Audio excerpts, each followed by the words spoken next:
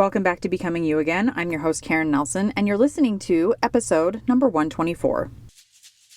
Welcome to Becoming You Again, the podcast to help you with your mental and emotional well-being during and after divorce. This is where you learn to overcome the grief and trauma of your divorce. We're going to do that by reconnecting with yourself, creating lasting emotional resilience, and living a truly independent life so that your life can be even better than when you were married. I'm your host, Karen Nelson.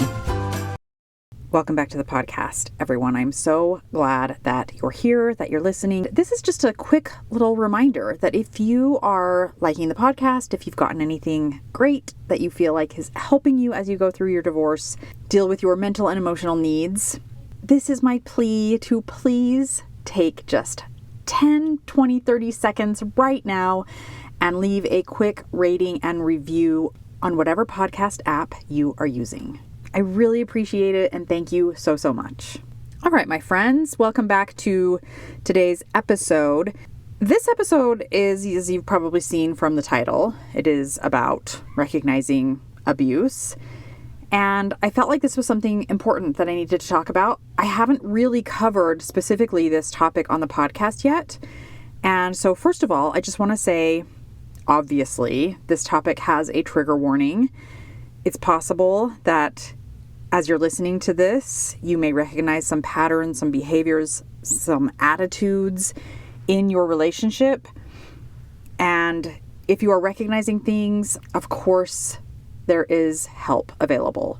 If you recognize you are a victim of domestic abuse in some way, I'm going to be putting the link to the National Abuse Hotline in the show notes and also other local resources for at least people in Utah. And there will be other resources available as well in the show notes. So if you need help, you're recognizing something, or you're just not sure if what you're experiencing is abuse, please check the show notes and get the help that you need. So I was reading an article on a local news channel website a few weeks ago, and the article was about domestic violence in Utah and how in Utah in 2023, over the first 6 months of the year, domestic violence cases were 63% higher this time of year than the same time period the previous year, and higher than the same time period over other previous years. And that number to me was very disturbing because it really got me thinking about how abuse can show up in so many forms and how often abuse is the cause for divorce, can be the cause for divorce. It isn't always the cause or the reason for divorce, but it can be. And it's, like I said, it's definitely a topic that I haven't specifically covered on this podcast. I realize this is a touchy subject. I realize there's a lot of trigger warnings that may be happening, and I really want to be as sensitive as possible about it. And at the same time, that number is staggering to me. 63% higher than last year. It really made me recognize that abuse in relationships, it is not going away anytime soon.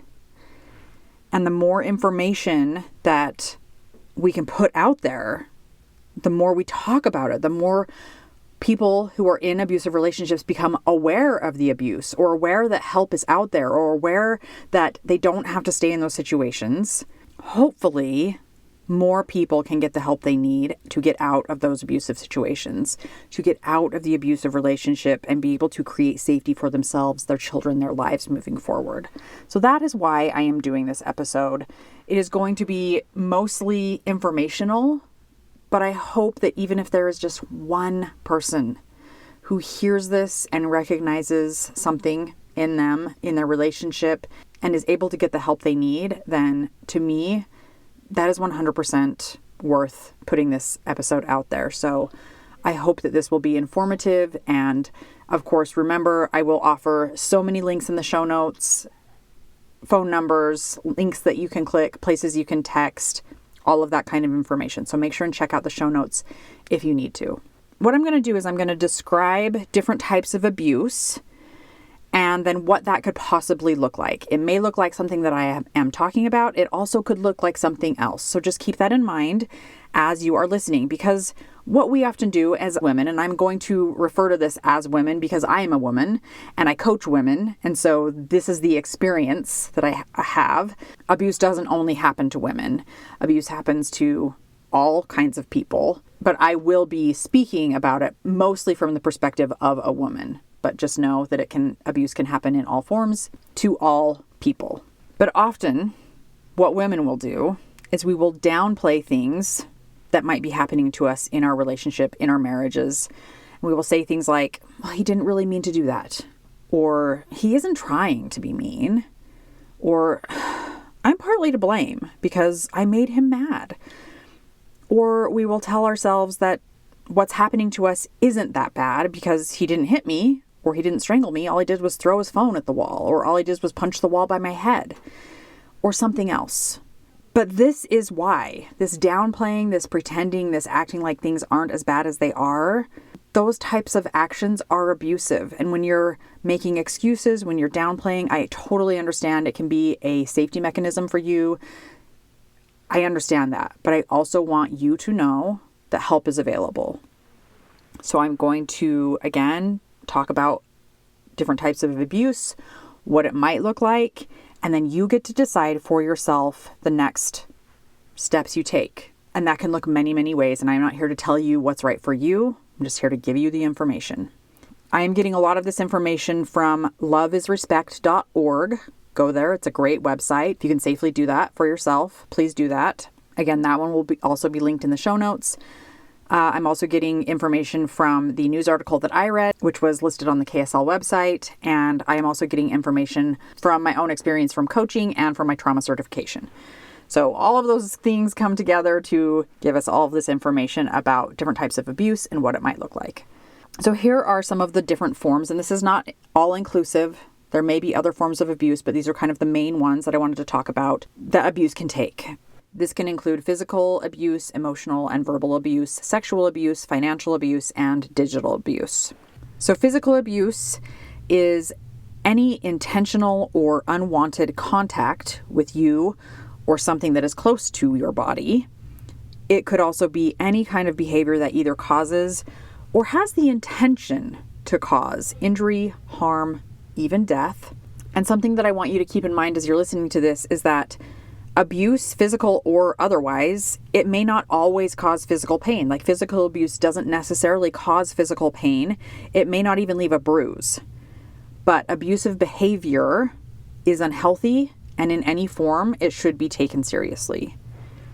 So let me give you some examples of physical abuse that it might look like. It could look like scratching, punching, kicking, strangling, biting. It might look like throwing things at you like their phone or their shoe or a plate. It could look like pulling your hair, grabbing your face so that you look at them so that they have your attention in their hands. It could look like not letting you leave. It could look like them not leaving. It could look like them making you go somewhere that you don't want to go. It could look like, obviously, threatening with some kind of a weapon, a knife, a gun, mace, their fist. It could even look like touching you in a way where you don't give consent, including, and we'll talk about this later with sexual abuse, but it could be forcing you to have sex. It could be forcing you to perform some kind of sexual act on them. It could be something else with physicality involved. The next type of abuse to pay attention to is emotional and verbal abuse. And this is the kind of abuse that is anything that's non-physical, meaning threats. It could be insults. It could look like humiliation or shame, intimidation. It could even look like isolation or constant monitoring of everything that you do, constant texting, constant looking at your phone, constant tracking, all of that. And here's the thing. In general, a relationship might be considered emotionally abusive when there is some kind of consistency with abusive words, with shaming, with blaming. There could be bullying that's happening in this relationship. And what happens when those things go on consistently over time is that it wears down a person's self-esteem. It wears down a person's self-love, self-worth. and it undermines their mental health. Emotional and verbal abuse can look something like calling you names, telling you what you can and can't wear, yelling at you constantly, consistently. It could look like intentional embarrassment. It could look like intentional shaming of you in front of your family, in front of friends, in front of the kids, in front of your coworkers. It can look like preventing you from seeing or communicating with your family or your friends. This can look like blaming their abuse on you and your actions because you made them mad or you made them jealous in some way. It can show up as jealousy of some kind of outside relationship with a friend or a coworker. It can turn into stalking. It can mean offering threats that they're going to harm you, they're going to harm your loved ones, they're going to harm your pets or something that is important to you. This can also look like making you feel guilty when you don't consent to sexual activity, or it can look like something else that I haven't mentioned. The next abuse type that I want to talk about is sexual abuse. And sexual abuse is a behavior that pressures you or makes you do something sexually that you don't want to do. It can also mean that your ability to control your own sexual activity is taken away, and that includes whether or not you're allowed to use birth control measures. I really want you to hear me when I say this. Every human has a basic human right to consent, to decide what they do and don't want to do at any given time. And please know that not all sexual assaults are violent. Sexual abuse can and does occur among married couples, among people who are dating, boyfriends and girlfriends, partnerships, among friends with benefits, and other ways as well. Some examples of sexual abuse are unwanted kissing or touching, unwanted rough or violent sex, like I said, restricting access to birth control forms. Sexual abuse can look like sexual contact when someone is intoxicated, when someone is asleep, or when they are otherwise unable to give clear and informed consent. Sexual abuse can look like using sexual insults, making someone do an act that they do not want to perform, and it can look like something else as well that I haven't mentioned. The next type of abuse is financial abuse, and financial abuse can be really subtle. Financial abuse is when your financial stability that is directly tied to your health and well-being is being controlled by someone other than you. Financial abuse can look like giving you an allowance or monitoring what you buy or what you're allowed to buy. It can look like putting your paycheck into an account that you don't have access to, or their paycheck into an account that you don't have access to, and then they give you money as they deem fit. Financial abuse can look like telling you whether you can or can't have a job. It can look like taking your keys or preventing you from taking the car so that you could go to work. It can look like taking any type of financial aid check before you have access to it and not allowing you to have that money. It can look like using your social security number or your child's social security number to obtain loans, to obtain credit cards, to obtain any kind of fraudulent money in your name or your child's name. It can look like giving you presents or paying for something with strings attached. Or in other words, meaning you are going to have to do something for them in return. And it can also look like refusing to give you money, refusing to pay bills, refusing to pay rent, refusing to get food for you, for your children, or something else. And then the last form of abuse that I'm going to talk about today is digital abuse. And this is the type of abuse where someone uses technology, including texting, emails, any forms of social media to bully you, to harass you, or to intimidate you in some way. And this can look like telling you who you can and cannot follow on social media, telling you what you can and cannot post on social media. This can look like sending insulting or threatening messages or emails. This can take the form of tracking your activities through social media. They're following where you're following. They're putting GPS trackers or spy technology on you. They're tracking your phone, where you're at, what you're doing. This can look like humiliating you through online posts to friends, to coworkers, just to the general public. This can look like pressuring you to send explicit photos or videos of yourself and then holding that over your head, threatening to release those. This can look like constantly texting you and wanting updates about your whereabouts. And it can even look like scrolling through your phone just to check your messages, to check your social media, to check your pictures, anything like that. And it can look like other things as well that I haven't mentioned. I wanted to end my podcast with a passage called The Narcissist's Prayer. This was written by Dana Craig, and this passage describes the narcissist's mind and what's going on in their mind. And this includes all of the denial, the gaslighting, the blaming, the blame shifting, the not taking responsibility for their bad behavior, and the shaming in one passage. And all of these things can be signs of covert types of abuse. So just be on the lookout.